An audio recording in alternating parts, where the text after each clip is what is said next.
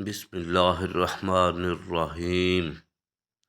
گدڑی کا لال۔ حضرت خواجہ حسن بصری رحمۃ اللہ تعالیٰ علیہ نے فرمایا، ایک سائل جو بظاہر بھیک مانگنے والا فقیر در حقیقت خدا رسیدہ بزرگ تھا، مسجد کی طرف آیا اور لوگوں سے روٹی کے ٹکڑے کا سوال کیا، مگر کسی نے بھی اس کو روٹی کا ٹکڑا نہیں دیا اور وہ غریب بھوک سے تڑپ تڑپ کر مر گیا۔ جب مؤذن نے مسجد میں اس کو مردہ پایا تو لوگوں کو اس کی فوری خبر دی۔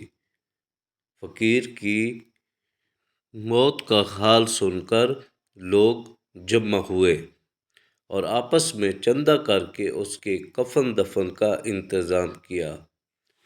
تدفین کے بعد جب مؤذن مسجد میں گیا تو کیا دیکھتا ہے کہ جو کفن اس فقیر کو دیا گیا تھا وہ مسجد کے محراب میں پڑا ہے اور اس پر یہ عبارت لکھی تھی: تم لوگوں کا دیا ہوا کفن تمہارے پاس واپس لوٹایا جا رہا ہے، کیونکہ تم لوگ بدترین قوم ہو۔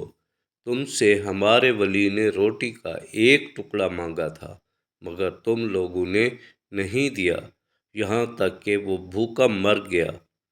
ہم اپنے دوستوں کو اپنے غیر کے سپرد نہیں کرتے۔